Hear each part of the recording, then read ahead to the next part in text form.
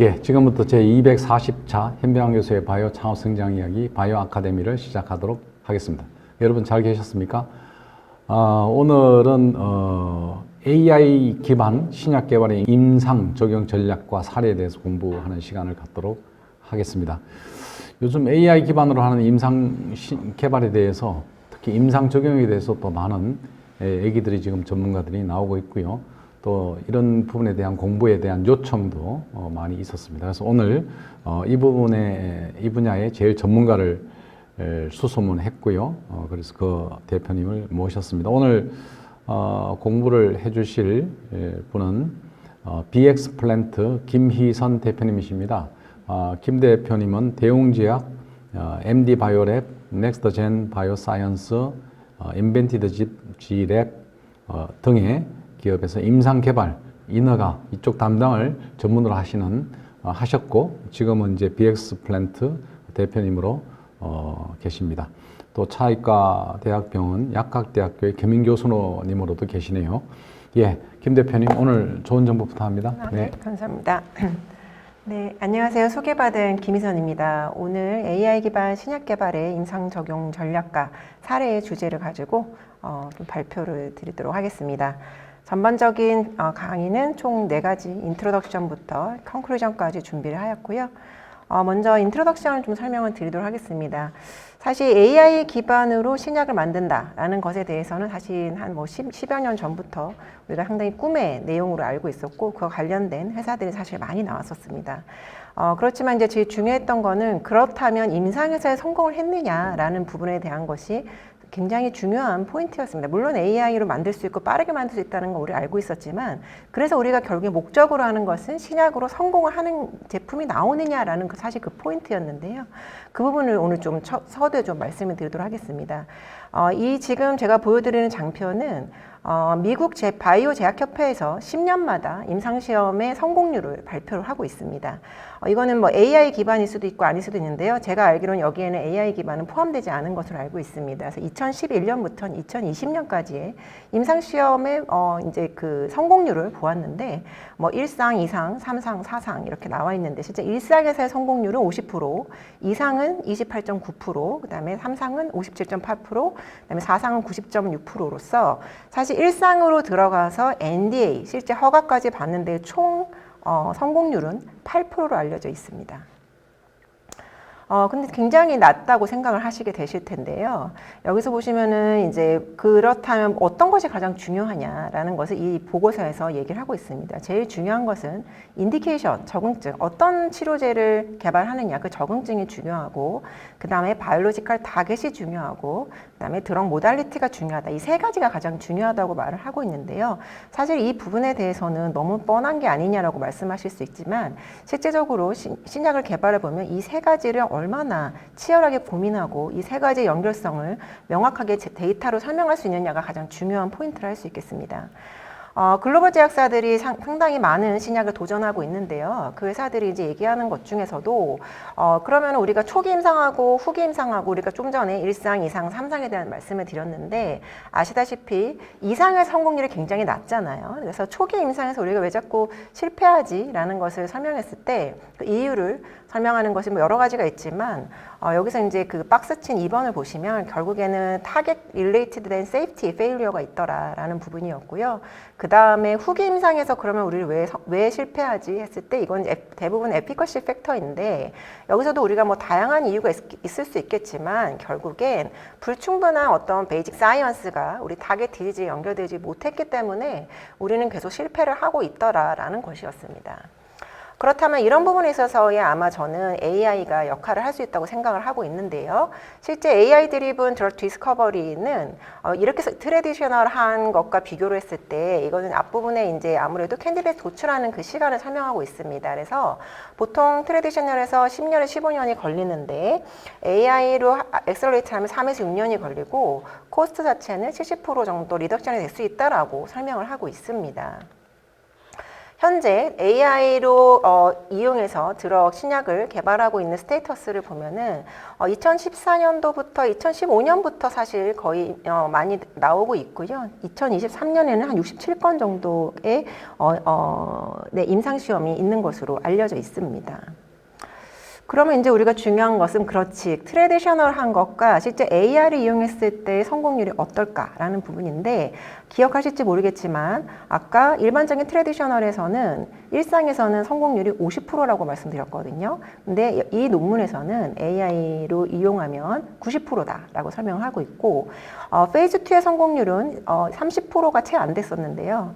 이 논문에서는 40%라고 설명을 하고 있습니다.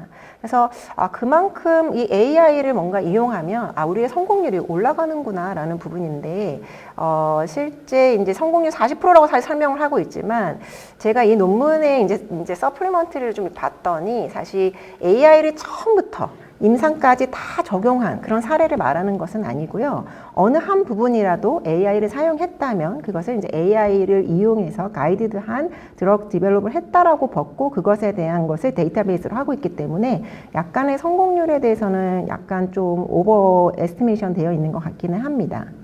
어쨌든 AI를 활용할 경우에 신약 개발 성공률은 올라갈 수 있구나라는 부분들을 어떤 인사이트를 얻을 수 있었습니다. 다시 좀 정리해서 드리면 트레디셔널한 것과 AI 임프루브드한 것의 차이는 기간도 사실 빨라지고 비용도 당연히 줄어들고 성공률이 높아진다는 부분이 가장 큰 키포인트를 할 수 있겠습니다. 이건 이제 보스턴 리서치에서 발견한 그런 논문이었고요. 그러면은 정말 AI로 정말 처음부터 디스커버리부터 시작해서 임상까지 한 그런 사례가 있을까라는 것이 사실 올해 나왔습니다. 25년 6월에 AI가 만든 첫 약에 대한 임상 성공, 그러니까 어느 부분만을 AI를 사용한 것이 아니라 전 부분을 AI로 이용해서 한 임상을 성공한 것이 있냐라는 것에 이제 첫 사례가 나왔는데요. 전임상 후보물질 선정을 AI 기반으로 18개월 내에 했고, 그다음에 임상 1상까지 포함한 초기 임상 개발을 30개월 내에 마쳤다라는 내용이 기사가 나왔고요. 이 기사의 주인공은 인실리코 메디슨이라는 회사입니다. 인실리코 메디슨은 보시면은 이런 성공으로 인해서 1억 1천만 달러를 유치하였고요. 10억 달러의 기업 가치를 달성하게 되었습니다. 이 회사의 지금 파이프라인을 보여주고 있는데요. 총 파이프라인 프로그램 넘버가 30개가 넘고요. 그 다음에 전임상 단계, 프리클리니컬 캔디데이트 22개, 그리고 임상 단계 10개 있다라고 굉장히 이 정도의 그 인실리코 메디슨이 사실 어떤 완벽한 어떤 제약사가 아닌데도 이 정도의 파이프라인을 갖고 있다는 것은 대단한 것입니다. 그러면 그 사례의 주인공인 렌토설팁이라는 이 약물에 대해서 좀 말씀을 드리겠습니다. 렌토설팁은 AI를 이용한 첫 임상 성공 사례의 물질입니다. 이 렌토설팁은 AI 기반으로 타겟 발굴 플랫폼인 판다오믹스가 규명한 신경계 단백질 TNIK를 억제하는 경구용 저분자 화합물인데요. 이 약물은 인디케이션이 IPF라입니다. 특발성 폐섬유증이라는 적응증인데 그 적응증은 사실 IPF는 다음 장 보시면은 실제 IPF는 언맷 메디컬 니즈가 굉장한 약이었습니다. 이게 그 분야인데 이미 그 개발된 약물들이 사실 있습니다. 시판에 나온 약물, 닌테단이라든지 펄페니돈이 있는데 이 FEVC라는 거 폐기능을 보여주고 있습니다. 이렇게 보시다시피 일반적으로 치료를 하지 않으면 이 밑에 있는 선처럼 폐기능이 점점점 축소가 되면서 5년 생존율이 굉장히 낮은 그런 질환인데요. 이렇게 약물을 주게 되면 이 FEVC가 좀 올라가긴 하지만 이게 결국에는 정상 범위로 올라가는 것은 아닙니다. 그러니까 결국에는 질병의 진행을 그냥 늦추는 수준이지 이것을 어떻게 역전한다든지 정상 수준으로 바꿀 수 있는 그런 약들은 사실 없었습니다. 그렇지만 AI 기반으로 만든 인실리코 메디시널 렌토설팁은 페이즈 2 임상을 진행을 하였고요. 거기서 보시면은 FEV change from baseline을 보시면 이 위약이나 저용량에서는 이 폐기능이 점점 감소하지만 이 고용량에서는 폐기능이 좋아지는 것을 볼 수 있습니다. 그래서 지금까지 수많은 트레디셔널 회사들이 이 IPF의 이 그래프를 역전시키기 위해서 정말 모든 회사들이 다 달려들어서 했고 최근에 BI에서 나온 네란도밀라스트는 신약이 사실 나왔는데요. 그 약조차도 이 정도까지 이 폐기능을 다시 정상 수준으로 만들지는 못했습니다. 그래서 저는 사실 AI 기반으로 만든 신약들이 많이 개발이 되었지만 사실 정말로 그게 진짜로 좋은 약이 나올 수 있을까라고 생각을 했지만 이 결과를 보고는 상당히 고무적이다라고 생각을 하게 되었습니다. 그래서 인실리코 메디슨에서는 이렇게 아까 말씀드렸듯이 22개의 드럭 캔디데이트를 가지고 있고요. 여기서 보시다시피 TNIK는 18개월, 캔디데이트를 뽑아내는데 18개월, 그 다음에 이 QPCTL이나 PhD 1, 2 같은 경우에는 1년이 채 걸리지 않는 것을 볼 수 있었습니다. 그만큼 첫 번째 파이프라인의 성공은 이 플랫폼 자체를 굉장히 그 가설이 입증하였고, 이 플랫폼을 성공을 굉장히 탄탄하다는 것을 우리가 입증하는 데 굉장히 중요한 역할을 한다고 볼 수 있을 것 같습니다. 이 렌토설팁의 디스커버리부터 디벨롭먼트 단계에 대해서 설명을 하고 있는 장표입니다. 그래서 바이올로지 AI를 통해서 타겟 디스커버리를 하였고요. 그 다음에 이 에이징 엑셀런트를 통해서 TNIK를 프라이터리즈를 정했고, 그 다음에 케미스트리 AI를 통해서 물질을 합성하였고요. 그 다음에 인실리코를 통해서 인디케이션의 우선순위를 정하게 되었습니다. 물론 AI로 모든 것을 한다 그래서 실험을 안 하는 것은 아닙니다. 그래서 인비트로 시험, 그 다음에 인비보 시험, 클리니컬 트라이얼을 통해서 페이스 2A에서 좋은 결과를 보여주게 되었는데요. 여기서 사용된 테크놀로지에 대해서 좀 더 설명을 드리겠습니다. 제너레이티브 AI는 바이올로지에 대한 그런 AI인데요. 아까 제가 초반에 좀 설명드렸던 거를 아마 생각해 보시면 그 대부분의 제약사들이 우리가 글로벌 제약사가 자꾸 임상을 페일하는 이유가 결국에는 우리가 타겟 바이올로지를 디즈니즈 연결을 잘 못했던 것 같아 라는 부분이 사실 있었잖아요. 그래서 그 부분에 있어서 저는 이 인실리코 메디슨이 AI를 이용해서 효율성도 높여지고 성공 가능성도 높여지는 그런 사례가 아닐까라고 생각을 하고 있는데요. 이 제너레이티브 AI는 질병 표적 발굴용 생물학 데이터를 AI로 분석하는 그런 모듈입니다. 그래서 지금은 상용화된 플랫폼을 갖고 있고 판다오믹스로 발전을 하게 되었죠. 그래서 이 판다오믹스가 상용화되었습니다. 그래서 이 2024년에 학술 개요도 출판이 되었고요.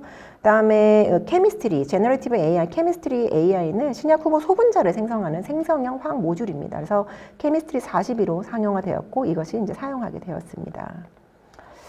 그리고 클리니컬 아웃컴의 그런 프리딕터를 하기 위한 부분에 대해서는 임상 이상 성공 확률이 가장 낮았었는데 여기에 대한 내용들을 임상 결과를 다중모달 AI로 예측하는 그런 스위트 제품명은 결국 인실리코라는 그런 제품명이 나오게 되었고, 이러한 플랫폼을 이제 비임상 디스커버리부터 시작해서 어떤 판다오믹스나라든지 케미스트리 AI 이런 걸 통해서 이 회사는 이제 플랫폼을 구축했다고 할 수 있겠습니다. 임상에 대한 부분이기 때문에 조금 인실리코 플랫폼에 대해 좀 더 설명을 드리겠습니다. 인실리코가 제공하는 플랫폼 중에 하나로 이름은 인실리코인데 이 부분은 이제 개별 임상 시험의 성공 확률을 데이터 기반으로 예측을 하고요.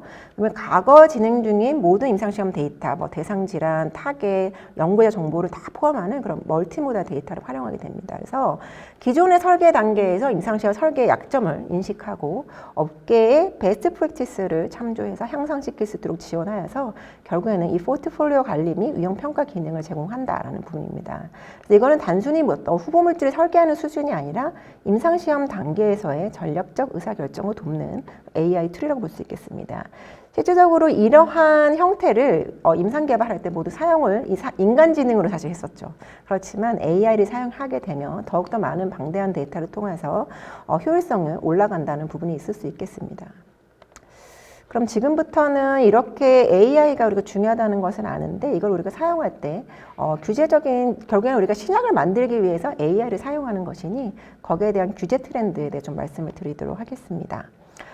좀 더 AI 히스토리에 대해서 조금 설명을 드리자면 AI 히스토리는 제가 사실 AI 전문가는 사실 아니지만 그냥 좀 설명을 드리자면 1950년대, 70년대까지는 어떤 규칙 전문가 이런 시스템이 있었는데 결국엔 지식 입력을 한계로 확장을 하는 걸 좀 실패를 하였습니다.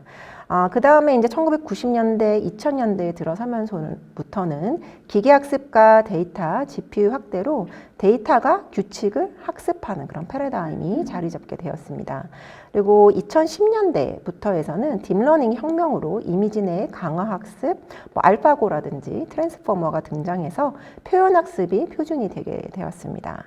그다음에 2020년대 초거대 모델과 생성 AI가 생물학, 화학으로 확장이 되었습니다. 그래서 뭐 표적 발굴, 분자 설계, 생성형 강화 학습 같은 그런 부분들이 표적, 분자, 임상 예측을 연결할 수 있는 그런 툴로서 사용되게 된 지금에 이르게 되었는데요. 실제 그러면 이러한 AI의 성능이 정말 어떠냐라는 것이 우리가 가장 중요한 부분이라고 할 수 있겠는데요. 왼쪽에 보이는 것은 GPQA 다이아몬드라는 것이고 오른쪽은 SWE 벤치 베리파이드입니다. 이 GPQA 다이아몬드는 뭐냐면 생물화학 물리 박사급 지식과 추론을 묻는 객관식 198문항의 고난이도 서비스입니다. 그래서 비전문가는 대부분 오답을 내게 될 수밖에 없겠죠. PhD 수준이니까. 그렇지만 도메인 전문가가 정답을 낸 문항을 이렇게 모아서 이 과학적 추론 능력의 상한선을 가늠하는 지표로 사용하게 됩니다. 여기서 보시면 이제 다양한 AI들에 대해서 그 추론을 서비스에서 평가한 내용들이 사실 나오고 있는데요.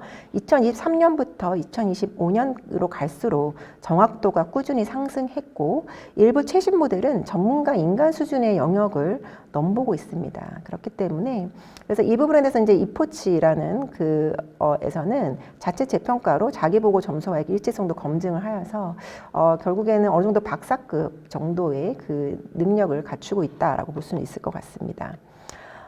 SW 벤치 베리파이드는 12개 오픈소스 파이썬 레포트에서 실제 이슈 500개를 인간이 검증해 만든 서브셋입니다. 그래서 모델이 코드를 이해하고 수정 보완해서 이슈를 실제로 할 수 있는지, 해결할 수 있는지를 측정하게 됩니다. 그래서 실전 코딩, 에이전트 능력을 가늠하는 그런 대표 지표라고 할 수 있겠습니다. 여기서도 보시면 이제 2024년, 2025년에 뭔가 이렇게 우상향을 하고 있긴 하지만 어쨌든 좀 분산도 좀 큰 부분 사실 있습니다. 그래서 결국엔 단순 버그 중심이라는 가지 특성도 좀 고려를 해야 되겠지만 어쨌든 이런 지식 추론, GPQA와 실전 코딩, SW 벤치가 함께 보면은 이런 모델의 임상 연구 도메인 적용 가능성을 보다 균형 있게 판단할 수 있고 어느 정도 이제 AI가 이제 사용될 수 있는 어떤 수준을 점차적으로 향상되고 있다는 것을 알 수 있습니다. 그래서 각 이제 그 허가기관에서는 이 AI를 사용하고자 하는 그런 내용들이 너무나 많기 때문에 거기에 대한 가이드라인을 마련하게 되었습니다. 그래서 FDA에서는 이제 맨 아래에 이제 2022년부터 이제 그 위로 올라갈수록 이제 최근 건데요. 2022년에는 이제 그런 의약품 제조에 있어서 현장제 사실 의약품에서도 상당히 AI가 필요한 영역들이 사실 많이 있습니다. 그래서 거기서 의약품 제조 관점에서의 디스커션을 하는 그런 페이퍼들을 사실 발간하였고요. 그 다음에 2023년 5월에 공개된 드럭 바이오로직스 개발 단계의 AI 머신러닝 디스커션 페이퍼가 사실 나왔는데 여기서는 임상 설계, 데이터 품질, 바이어스, 설명 가능성 등을 쟁점을 나열하고 업계의 의견을 좀 수렴하기 위한 그런 문서로 공식 가이던스는 아니지만 어쨌든 심사 쟁점을 미리 보여주는 그런 가이던스가 사실 나왔습니다. 최근에 2025년 2월에 리바이즈가 되었고요. 2024년에 나온 이제 3월에 나온 그 AIM 메디컬 프로덕트 화이트 페이퍼 나왔는데요.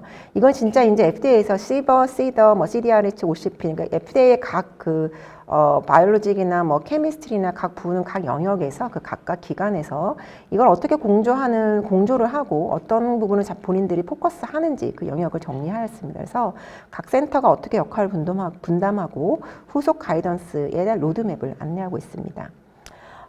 최근에 공개된 2025년 1월에 나온 AI 규제 의사결정 지원 가이드 드래프트는 규제 제출에 쓰이는 AI 모델의 신뢰성 평가 프레임워크를 제시하고 있습니다. 그래서 비임상, 임상, 제조, 시판 후 어디서 쓰이든 규제 의사결정에 직접 쓰일 때 그런 요건이 강화되는 것을 보여주고 있습니다. 이거는 이제 FDA가 제시한 신약 개발 과정에서의 AI 용도를 설명하고 있습니다. 보면은 이제 앞부분에 인실리코 메디슨에서 우리가 한번 보았잖아요. 그런 것처럼 후보 물질 발굴, 이거는 이제 약물 표적 식별 선택 및 우선순위 설정하는 부분이라든지 화합물 스크리닝 및 설계 부분에 이제 후보 물질 발굴을 사용하게 되고요. 비임상 연구에 있어서는 뭐 다중장기 칩 시스템이라든지 독성 평가, 생체 내 예측 모델 개발을 위한 AI 머신러닝 기술을 사용한 세포 분석 플랫폼을 활용할 수 있다라고 설명하고 있고, 약동학 양력학 모델링 독성 평가를 이제 사용할 수 있다라는 것이 나오고 있습니다.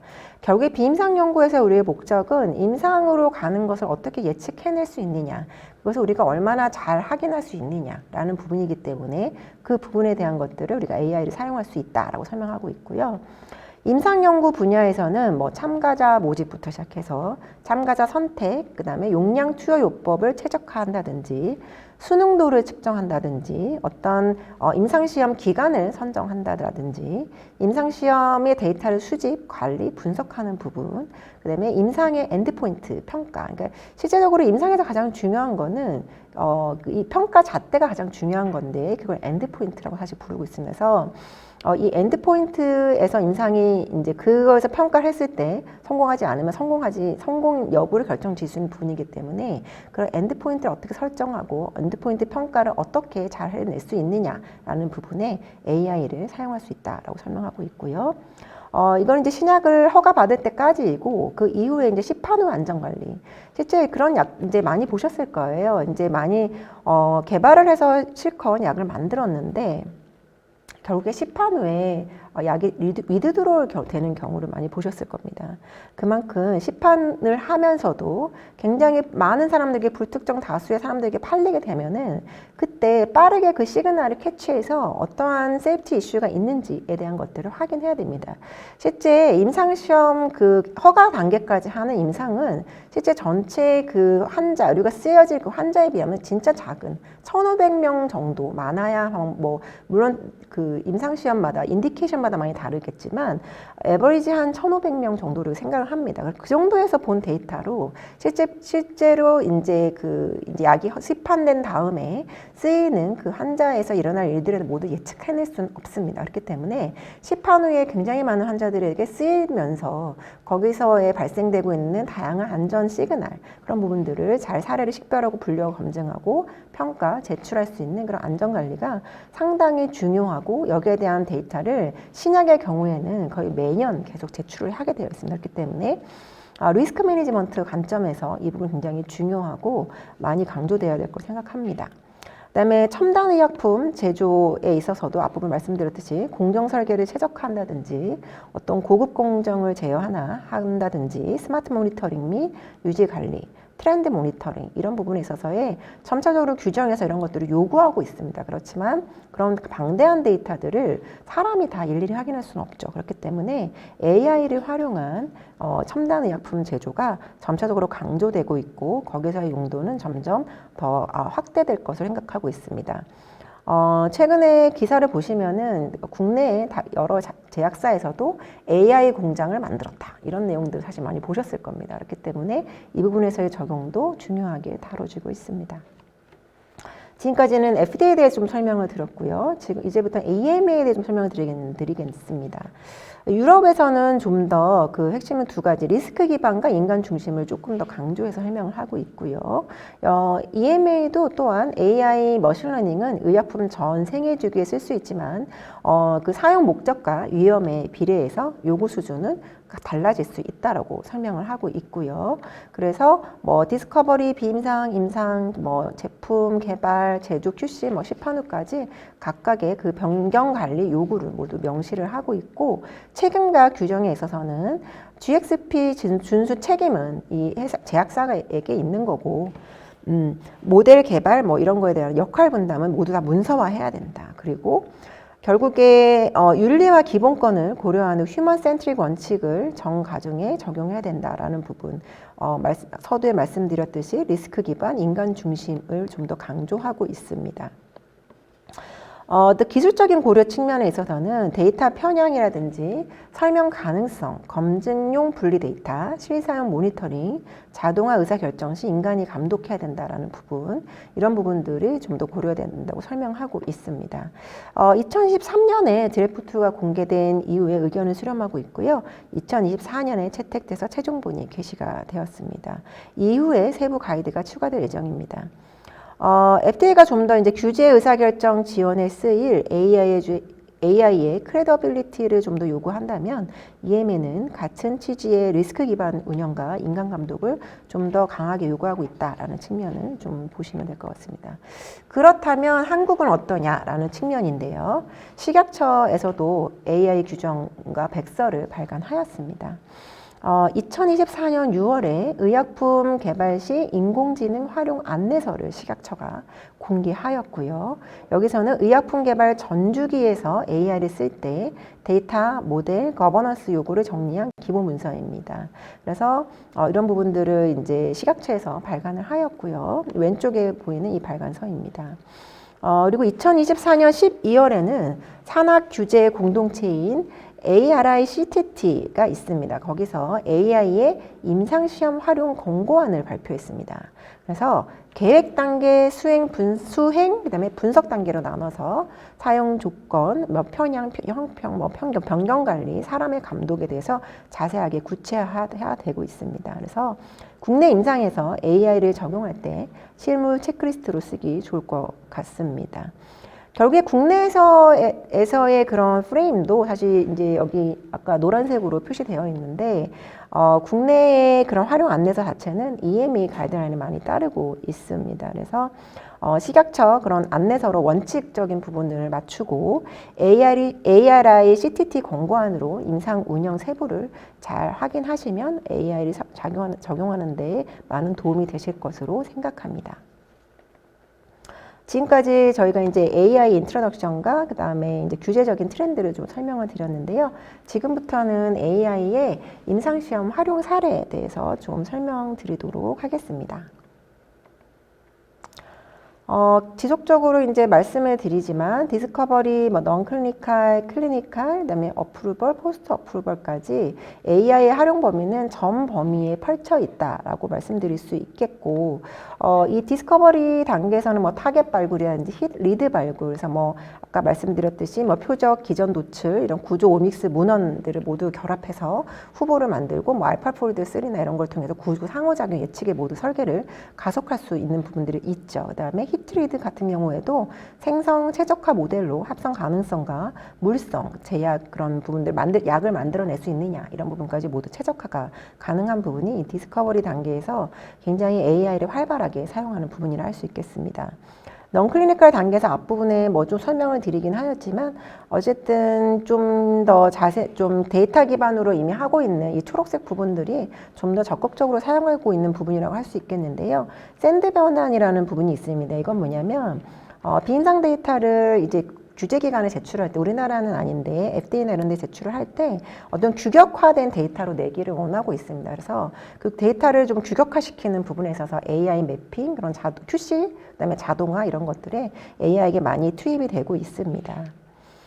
GLP 톡스 독성에서도 뭐 다기관 히스토리나 용량 반응 패턴, 뭐 독성, 뭐 예측, 실험 설계 보조 이런 부분들로 사용될 수 있다고 할 수 있겠습니다. 그렇다면 이제 임상 단계는 어떠냐라는 측면인데요. 실제 임상 시험에서 있을 수 있는 모든 영역들을 지금 여기 나열을 해 두었는데요. 계획 프로토콜, 결국에는 임상 시험은 어떤 임상을 할 거지? 우리가 어떤 프로토콜을 가지고 할까라는 측면에 있어서도 이런 AI를 이용해서 예후 이런 약을 쓰게 되면 어떠한 예후가 있을 건지, 그리고 이 약을 주게 되면 어떤 반응이 있을 수 있는지 이런 예측을 이용한 어떤 그 적격이나 층화 설계들이 가능하고, 그다음에 이제 표본수 산출들을 사용될 수 있고, 그다음에 평가 변수를 좀 더 정교화하는 부분에 사용될 수 있겠습니다. 환자 모집 측면에 있어서는 우리가 이제 사실 임상 시험이 가장 어려운 부분들이 환자 모집이 어려운 부분 사실 있습니다. 그래서 환자에 대한 모든 데이터가 사실 병원 기록에 사실 다 있죠. 그래서 그 이제 보통 이제 EHR이라고 많이 부르는데, 그런 EHR이라든지 그다음에 EHR의 그 EH라는 차트를 말하는 건데요. 그 차트에 적혀 있는 내용들이 대부분 이제 자연어로 적혀 있게 되죠. 그런 거를 프로세싱하는 것들이 사실 기술 개발 상당한 수준으로 많이 발전이 되어 있습니다. 그래서 그걸 통해서 우리가 필요한 환자가 있으면 스크리닝을 빠르게 할 수 있다는 것이죠. 스크리닝 효율이 올라가고 그런 부분들에서 AI가 활용되고 있고요. PK 시뮬레이션 부분이라고 할 수 있겠네요. PK 시뮬레이션은 결국에는 신약 개발 단계에서는 이제 그러니까 모델 시뮬레이션 앤 이 모델링 상당히 중요한데, 그 부분은 우리가 이제 어떤 PK 파라미터, 우리 약물을 들어갔을 때 이 약물이 어느 정도의 약물 농도를 나타내고 그걸 통해서 약물 효과가 이 정도의 농도면 약효를 나타낼 수 있다는 것을 우리가 알고 있다면은, 그걸 우리가 잘 시뮬레이션 할 수 있다면 사실 임상시험의 성공 가능성이 굉장히 높아질 수 있습니다. 그렇기 때문에 그 PK 시뮬레이션은 이미 우리가 여러 가지 다양한 프로그램들을 통해서 이미 많이 적용하고 있었는데, 실제 그 데이터를 정교하게 한다든지 아니면 어떤 추정이 많이 들어가는데, 그런 부분에 있어서의 AI를 활용하게 되면은 상당히 우리가 재현성 있는 그런 데이터들을 만들어낼 수 있고 예측할 수 있다라는 거기 때문에 이런 PK 시뮬레이션은 사용될 수 있고요. 그다음에 임상시험을 들어가게 되면은 임상시험이 진행되면서 모니터링과 실시간 분석을 진행하게 됩니다. 물론 이제 임상이 다 끝나면 결과를 분석하는 것이 아니냐라고 할 수 있겠지만, 실제 임상하고 있는 단계에서도 여러 가지 우리가 시그널들을 예측해낼 수 있고, 그런 부분들이 임상이 잘 가고 있는지를 계속 지속적으로 체크를 해야 됩니다. 그래서 그런 부분에 있어서의 어떤 이상신호 알림이라든지, 어떻게 이랬을 때 어떤 조치를 해야 될 건지, 아니면 그런 기간은 문제가 있는 기간에 빨리 가서 확인한다든지, 이런 부분들이 이 모니터링 실시간 분석에 사용될 수 있겠고요. 그다음에 데이터 관리 안전성에 대한 부분도 결국에는 이 임상시험에서 병원에서 만들어진 데이터가 데이터베이스화 돼서 결국에는 통계 분석이 되어야 됩니다. 그래서 이 데이터베이스화 시키는 데 부분에 있어서도 이런 데이터가 문제가 있다면 쿼리를 생성해서 서식을 만든다든지, 이런 부분들이 굉장히 중요할 수 있겠습니다. 어프루벌 부분에서는 이제 허가문서 작성에 대한 보조에 대한 데이터입니다. 자료입니다. 그래서 실질적으로 식약처나 이런 규제기관에서 원하는 커먼 테크니컬 다큐멘트가 사실 있습니다. 그렇기 때문에 그 데이터들은 기존에 우리가 가지고 있는 모든 레포트를 가지고 원하는 형식대로 만들어내게 되는데, 사실 이 부분에 있어서의 많은 AI 회사들이 많이 이런 기술 개발을 하고 있고요. 저희도 사실 그런 회사들과 최근에 같이 코업해서 일을 하고 있습니다. 포스트 어프루벌에 대해서는 실질적으로 이제 리얼월드에서 데이터들을 이제 환자들에게 처방을 하게 되면 그 데이터들, 아까 말씀드렸던 차트라든지 이런 데이터들이 많이 있게 되는데, 그 데이터를 통해서 우리가 어떤 에비던스를 빠르게 수집할 수 있다면 여러 가지 세이프티에 대한 데이터라든지 이런 거를 통해서 유효성이나 안전성 평가를 계속 가속화할 수 있는 부분들이 할 수 있겠습니다. 네. 전반적으로 설명을 드렸는데, 실제 AI 사용 시 규제적 고려사항을 사실 잘 고려되어야 하겠습니다. 가장 중요한 부분은 결국에는 개인정보 보호 및 보안에 관한 부분이라고 할 수 있겠는데요. 여기 보시면 임상 데이터는 결국엔 개인정보를 가지고 이 데이터가 다뤄지기 때문에, 또 포스트 어프루벌에 사용되는 그 리얼월드 데이터, 환자 차트 데이터도 결국에는 개인정보가 다 들어가 있게 됩니다. 그렇기 때문에 여기에 대한 개인정보 보호나 보안은 상당히 중요한 부분이고, 이 부분에 있어서의 환자 민감 정보에 대해 사전 동의라든지 최소 수집, 가명 익명화, 접근 통제가 기본입니다. 그래서 국내는 개인정보 보호법에 근거해서 하고 있고요. 이런 연구, 임상, 목적 처리 시 동의와 목적 제한을 명확히 해야 하는 부분이 있겠고, 그래서 식약처의 AI 활용 안내서에는 이런 부분들을 같이 요구되는 부분들이 나와 있습니다. 정확성과 신뢰성에 대한 부분입니다. 사실 이 할루시네이션에 대한 내용을 한번 아마 접해보신 적 있으실 겁니다. 그러니까 결국에는 이제 LMM이 사실 그렇듯 하지만 사실이 아닌 어떤 출력을 자꾸 만드는 그런 현상들을 성향을 갖고 있기 때문에, 어떨 때는 그 데이터가 사실 자꾸 뭔가 결과를 만들어내려고 할 때 잘못된 데이터들을 사실 만들어낼 수 있습니다. 그렇기 때문에 이런 규제기관에서도 이런 할루시네이션에 대한 검증이 필요하다고 말을 하고 있고, 생성, 요약, 추론 결과를 근거 연결성 을 통해서 소스를 인용하거나 근거 회수율 등을 가지고 시험하고 임상 의사결정에 쓰일 때는 위험 기반 신뢰성 평가를 적용해야 된다고 FDA 디렉티브에 나와 있습니다. 그래서 이런 부분들이 이제 중요하게 검증이 돼야 되겠고요. 또 이 부분이 재현성이죠. 사실 AI에 들어가서 데이터가 나오면 어떤 처리 프로세스를 거쳐서 나오는지 우리 모르잖아요. 블랙박스라고 설명할 때가 사실 있는데, 이 AI 프로그램 만들어서 우리가 하려고 할 때는 재현성이 증명이 되어야 되겠습니다. 그래서 고정 버전, 고정 시드, 동일 데이터 셋으로 이런 외부 재현 가능성이 있어야 하며, 이런 부분에 대해서도 다 포함이 되어야 하겠습니다. 그래서 결국에는 규제기관에서 뭔가 이 데이터들을 사용하고 이 AI 프로그램을 사용한다면 결국엔 규제기관이 원하는 거는 프로세스와 문서화가 어떻게 되어 있냐는 부분이라고 할 수 있겠습니다. 그래서 이런 부분들에 대해서는 사실 우리가 여러 가지 GMP나 GXP를 통해서 많이 훈련은 되어 있는데요. 그런 것들을 가지고 품질 시스템에 편입해서 운영하면 충족이 가능하다고 할 수 있겠습니다. AI의 글로벌 사회의 그런 활용 현황에 대해서 말씀을 드리겠습니다. 우리가 잘 알고 있는 그럼 오픈 AI라든지 구글 이런 것들, 딥마인드 이런 것들이 나와 있는데요. NDBI로 나와 있습니다. 그래서 실제 오픈 AI를 활용해서 사노피 포메이션 바이오 같이 신약개발 전주기 AI 소프트웨어 공동 개발을 발표를 했죠. 그래서 이런 맞춤 툴을 만들겠다는 그런 계약입니다. 그래서 이미 이런 오픈 AI를 통해서 빅파마들이 발빠르게 움직이고 있고요. 모더나, 우리가 그 코로나 백신으로 잘 알고 있는 모더나의 경우에도 오픈 AI를 사용해서 사내용 챗봇을 만들어서 조기 도입을 했습니다. 구글 딥마인드, 우리가 알파폴드로 잘 알고 있는 구글 딥마인드 같은 경우에 이런 단백질 라이간드 등 분자 상호작용까지 예측 범위를 확장해서 하는 것들을 이미 적용을 하고 있고, 메타는 이제 구글 그 알파폴드와 경쟁하고 있는 그 프로그램인데요. 이 메타는 단일설 예측 모델 EMS 폴드를 공개해서 이렇게 지속적으로 탐색 가속을 지원하고 있습니다. 아마존과 파이자가 같이 협업을 해서 생성형 AI 플랫폼을 구축하고 있습니다. 엔비디아와 함께 하는 것들은 이제 생성형 신약 탐색을 만들어서 바이오니모라고 만들어서 이런 것들을 이제 서비스화하고 있습니다. 그래서 모델, 알파폴드나 ESM 이런 모델과 플랫폼, 바이오니모나 복스 이런 것들, 그 다음에 합작, 어떤 오픈 AI와 사노피 이런 것들이 맞물리면서 R&D 전주기 적용이 거의 현실 단계로 들어오고 있다라고 할 수 있겠습니다. 지금부터 좀 AI 임상시험 활용에 대해서 각각 그 단계별에서 어떻게 사용되고 있는지를 말씀드리도록 하겠습니다. 이건 이제 기획 단계에서 그 임상 코호트 정의에 대한 자동화를 설명하고 있습니다. 크라이테리아 투 컬이라고 하는 것인데요. 이거는 임상시험을 하게 되면은 제일 중요한 건 어떤 환자를 선별할까라는 부분인데, 임상시험의 선정기준, 제외기준이 사실 있습니다. 이것들을 표준용어로 정규화하고 이거를 다양한 코호트 컬으로 변환을 해가지고 요걸 실행까지 연결하는 것인데요.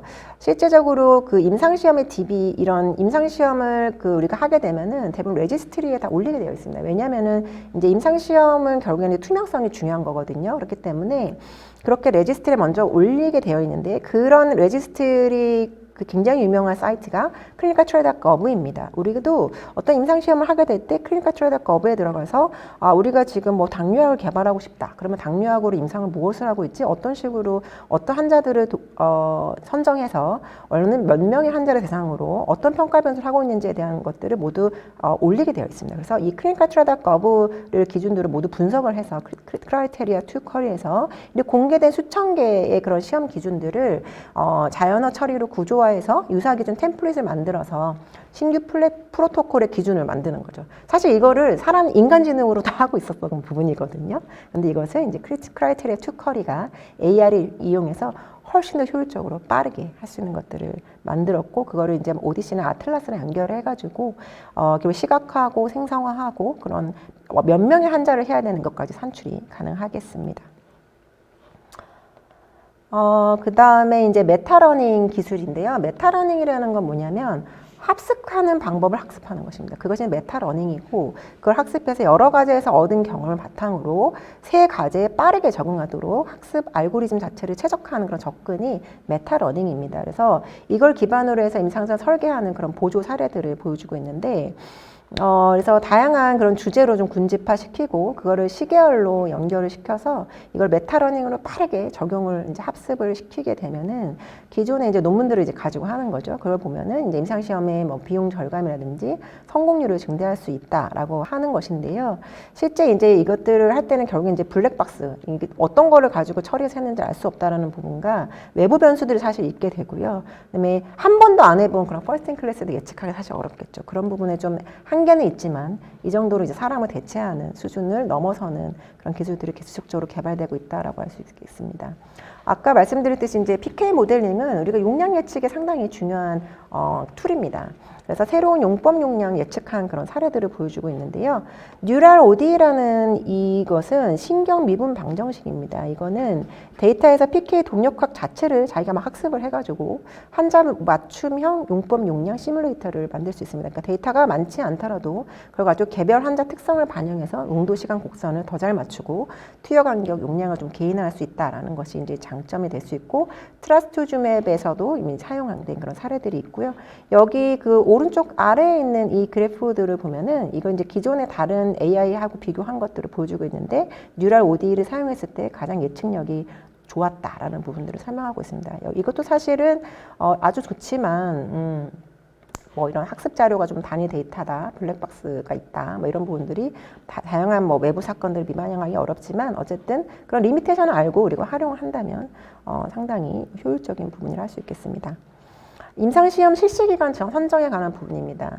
임상시험에서 이제 어떤 기간을 선정하느냐가 임상시험 할 때 굉장히 중요한 그런 포인트를 할 수 있겠습니다. 실제 그 병원에 환자가 몇 명 있는지 사실 우리가 잘 모르는 부분이 이제 문제인데요. 그래서 이제 이런 그 RWD 기반 모델링이라 그래서 이제 그 여러 가지 지금 그 EHR이라든지 차트나 보통 우리가 심평원 이런 거에 청구를 하게 되잖아요. 그러면 그거에 대한 데이터라든지 심평원 정보라든지 어떤 레지스트리 사업을 통해서 환자가 몇 명이 있다, 뭐 이런 것도 알려진 그런 RWD들이 사실 있습니다. 그래 가지고 추정을 할 수 있다는 거고, 과거의 사이트별 모집 실적이나 리드 타임, 탈락률 등을 가지고 확률을 예측할 수 있고, 이걸 가지고 예측치로 사이트 랭킹을 산출하고 뭐 이런 부분들의 머신러닝 랭킹을 통해서 결국에는 이제 임상시험 실시 기간을 잘 선정하는 부분들을 설명하고 있습니다. 그래서 뭐 주로 이제 파레토 법칙으로 20% 잘하는 기간 20% 집중하고 롱테일 80%에는 소수 다양성을 존중해서 이렇게 선정을 한다라는 측면을 보여주고 있습니다. 이거는 AI 임상실험 활용을 전체적으로 좀 정리한 그런 장표인데요. 이렇게 많은 부분, 그러니까 디자인 설계 앞부분 설명드렸던 부분, 뭐 적정 환자군을 선정하는 부분, 그다음에 임상시험 실시기간 선정하는 부분, 연구 대상자 모집 및 스크리닝 하는 부분, 데이터 수집 관리, 임상시험 대상자를 유지하고 관리하는 부분, 결과 예측하는 측면에 이렇게 AI들이 잘 사용이 되고 있고 거기에 대한 레퍼런스를 보여주고 있습니다. 그래서 전 분야에 있어서의 데이터를 많이 사용하고 있지만 어쨌든 전체적인 공통적인 장점은 설계, 모집, 운영 효율화, 예측 기반의 의사결정 한다는 거 굉장히 좋지만 결국에는 이제 공통적인 또 한계를 갖고 있습니다. 데이터의 대표성이라든지 편향이 있을 수 있다는 거, 블랙박스성이라는 거, 외삽이 좀 취약할 수 있다. 이런 부분들은 우리가 잘 알고 사용해야 될 것 같습니다. 새로운 AI 솔루션에 대해 조금 더 설명을 드리도록 하겠습니다. 릴리 튠랩이라는 것을 릴리가 그 자사 사이트에 오픈을 하였는데요. 이거 릴리가 자사의 신약 탐색 AI 머신러닝 모델을 바이오톡에 개방하는 그런 협업 플랫폼입니다. 이 모델은 릴리의 수십 년의 연구 데이터, 뭐 투자액 거의 10억 달러라고 얘기를 하고 있는데 그걸로 학습된 데이터고요. 그래서 선택된 파트너가 무료 또는 우대 조건을 접근하고 학습 데이터를 돌려가지고 모델을 함께 개선하는 그런 이제 플랫폼을 만들었습니다. 그래서 이제 여기서의 이 튠랩은 폭넓은 모델 액세스를 하고 있는데 소분자라든지 황체 등 물성, ADME, 그러니까 PK, 그다음에 안전성 예측 모델을 사용해서 후보를 필터링하고 최적화를 가속하는 것에 대해서 가능하게 되어 있습니다. 그래서 이런 튠랩은 모델 공유, 연합학습, 데이터 교환으로 신약 탐색의 진입 장벽을 낮추는 플랫폼형 동맹을 사례를 보여주고 있습니다. 이거는 페이스V 트라이얼 옵티마이저인데요. 트라이얼을 어떻게 옵티마이저 할 수 있냐라는 부분을 이제 하고 있는 회사입니다. 페이스V라는 회사이고요. 이 회사는 속도와 통계, 그다음에 현실 데이터를 반영한다라고 세 가지를 이제 기치를 세우고 있는데요. 수분이나 수분 내에 수백만 시나리오를 비교해서 설계 단계에서 시행착오를 대폭 축소할 수 있다. 그래서 이렇게 설명을 하고 있고, 샘플수 기간을 줄이면서 뭐 일종 오류나 뭐 검정력 제약을 유지하도록 탐색 비용 절감 효과가 보고되고 있습니다. 그리고 현실 데이터를 반영하고 있다는 부분인데요. 스폰서의 데이터, 제약사의 데이터, 외부 데이터를 함께 넣어서 성공 확률, 비용 기간 등 다목적 최적화를 수행하고 있다는 것입니다.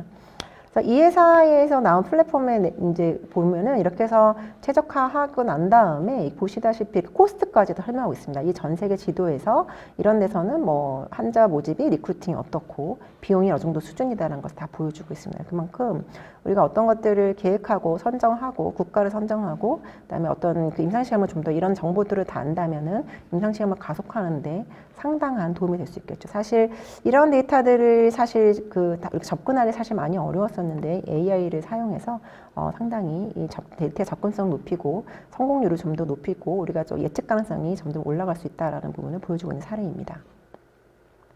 다음은 트라이엘리라는 이제 그 회사인데요.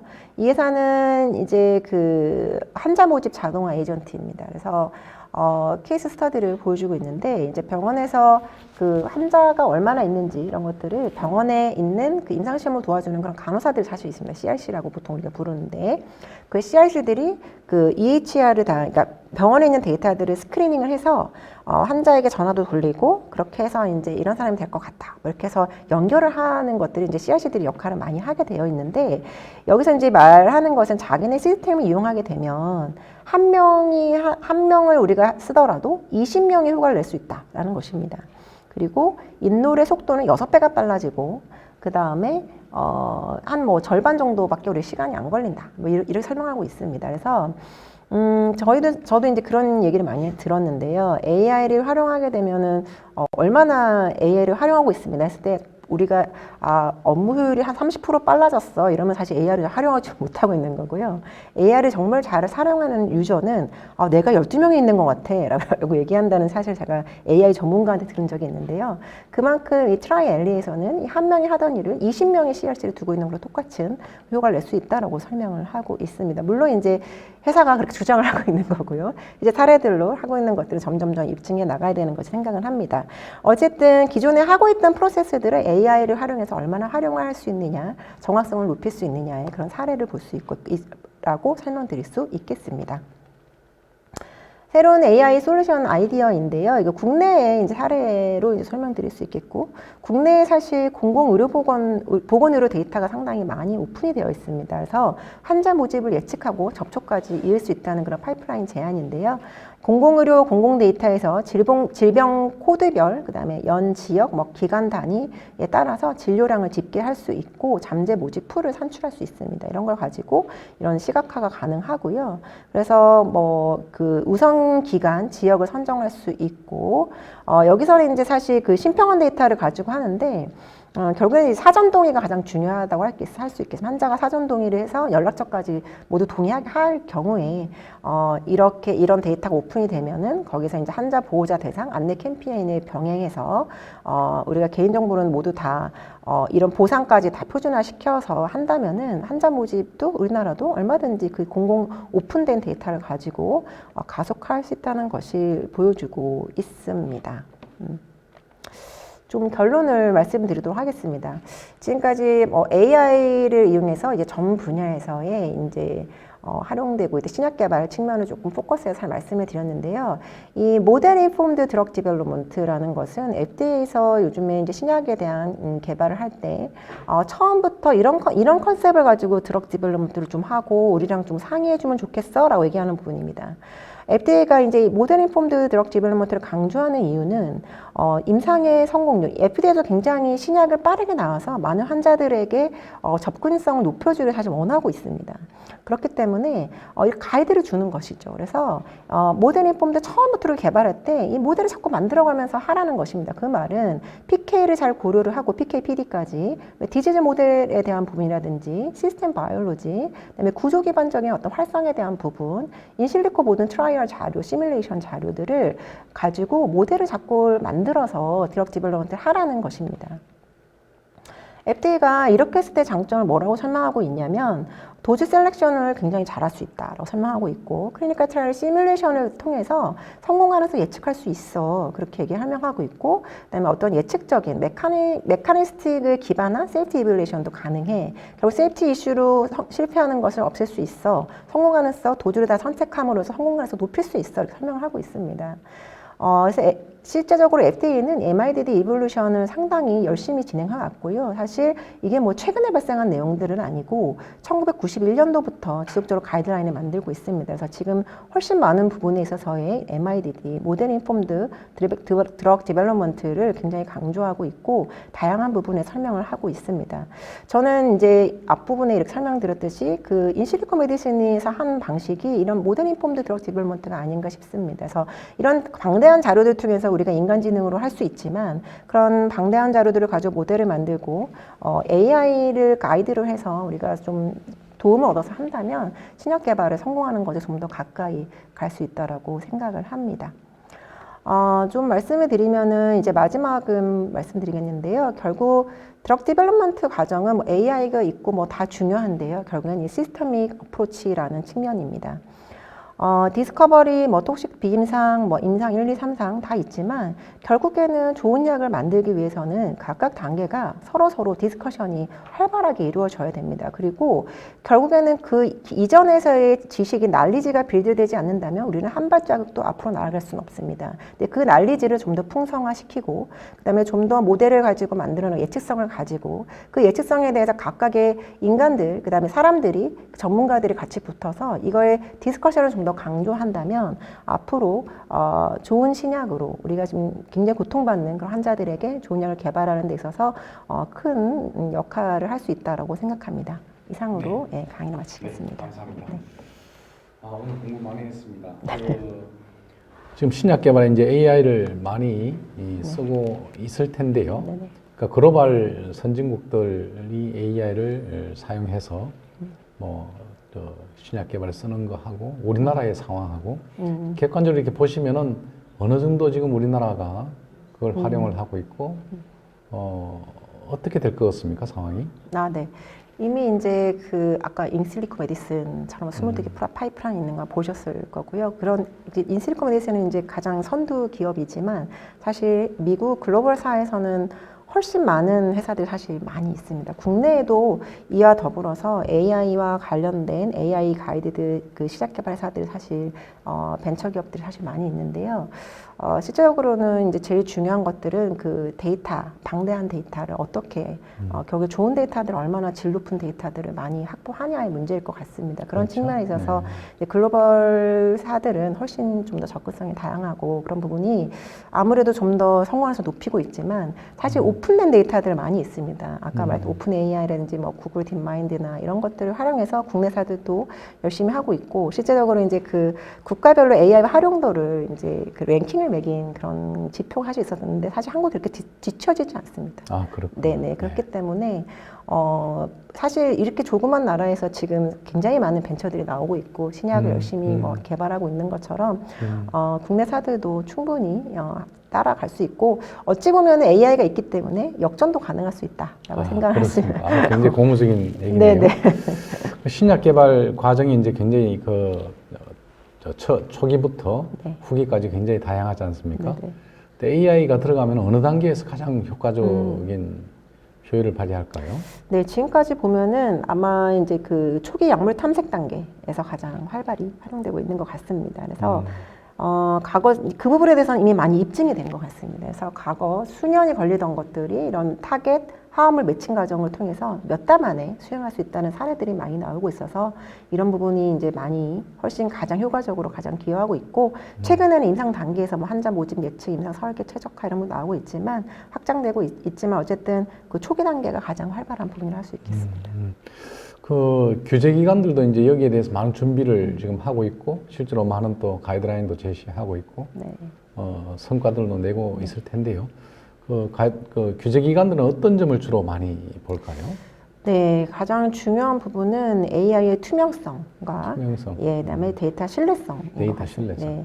결국엔 규제기관에서는 가장 걱정하는 것은 그 데이터를 통해서 약을 만들어내서 결국 환자들에게 쓰이기 때문에 이 부분에 대해서는 한 채 양보도 없는 것 같습니다. 그래서 AI 모듈이 왜 이런 결정을 내렸는지 설명할 수 있어야 하고, 그다음에 이런 이 AI를 훈련할 때 그 품질, 데이터의 품질, 그다음에 편향이 있는지 이런 것들이 잘 관리되어야 된다라고 설명하고 있고, FDA나 EMA 모두 최근에 AI 머신러닝 기반의 그런 개발 관련 발표하면서 AI는 혁신적이지만 규제는 데이터 품질, 그다음에 설명 가능성 중심으로 접근해야 한다고 강조하고 있습니다. 네, 네. 그 대표적인 그 AI 이 신약 개발의 성공 사례 같은 걸 하나 두고 저희들이 어떤 벤치마킹을 해야 되는지 결국 이제 돈하고 시간을 세이빙하는 거지 않습니까? 맞습니다.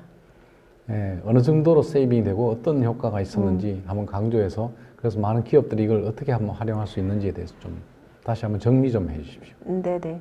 그러니까 렌토서팁 사례 인실리코 메디슨은 AI가 신약 개발 전 과정에서 통합 적용된 그런 최초의 성공 사례인데요.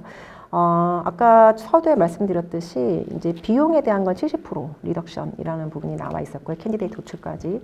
그 다음에 이제 시간에 대한 것들은 기존에 뭐 엄청 그건 사실 조금 우리나라는 굉장히 빠르게 생약을 개발하는 경우가 사실 있기 때문에 뭐 평균적으로 설명할 수 없지만 어쨌든 지금 렌토서팁 사례는 18개월 가장 첫 번째 나왔던 사례 18개월을 보여주고 있습니다.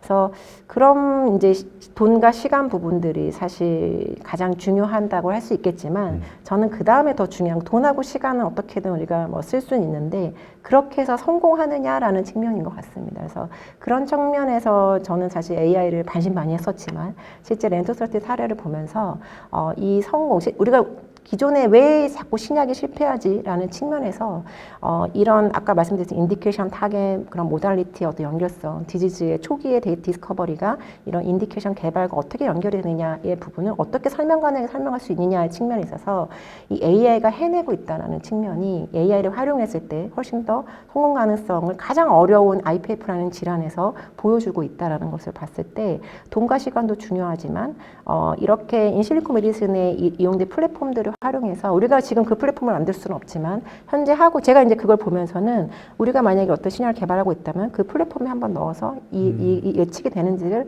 한번 검증해 볼 수 있지 않을까 이렇게 한번 생각을 해봤습니다. 그 마지막 질문인데요. 네. 그 기업들이 지금 그런 AI를 활용하는 부분에 대해서는 굉장히 많은 관심이 있으신데 자기 그 파이프라인에서 그런 AI 적용하는 부분에서 의뢰를 그 전문 그룹들한테, 전문 기업들한테 의뢰하는 경우도 있고 스스로 하는 경우도 있을 텐데요. 의뢰하는 경우는 어떤 절차로 뭘 주의해야 되고 스스로 하는 경우에는 어떻게 그 학습을 해야 됩니까? 예, 제가 AI를 활용해서 신약 개발을 해보진 않았지만 뭐 제일 문제는 그 의뢰를 한다면 결국에는 그 방대한 자료들을 아까도 말씀드렸듯이 그 이 AI를 학습시킬 수 있는 그 데이터 양 그게 그래서 결국에 편향을 얼마나 없앨 수 있느냐 이 부분이 가장 중요한 부분인데 이미 성공한 사례가 있다면 거기에 넣어서 우리가 다시 검증을 해본다면 우리가 한 것들이 잘했다는 게 검증이 될 거고 또 그걸 가지고 우리가 또 배워서 우리의 AI 시스템을 또 구축을 조금 뭐 부족하지만 지속적으로 계속 해낸 결국 AI는 저는 예측력을 얼마나 높일 수 있느냐라는 측면까지 연결돼야 가장 추론을 할 수 있어서 가장 중요하지만 그 전에 뭐 아주 작은 단계라도 사실 굉장히 저희도 사실 이미 벌써 모든 분들이 AI를 활용하고 계실 거예요. 여러 가지 나와 있는 것들 통해서 작은 것부터 시작해서 하신다면은 자꾸 하려고 하는 노력들이 이제 필요할 것이고 AI를 내부에 구축하시게 되신다면 결국에는 이제 얼마나 많은 그 학습을 잘 시킬 수 있고 정확한 편향을 없앨 수 있는 그 데이터셋을 어떻게 잘 만들 수 있느냐 결국에는 방대하다고 해서 좋은 건 아닐 것이고 결국에는 그걸 잘 셀렉션 해가지고 정말 양질의 데이터로 우리가 원하는 데이터를 잘 만들어낼 수 있는 그 AI 시스템을 만드는 구축하는 것도 또 중요한 부분인 것 같습니다. 네.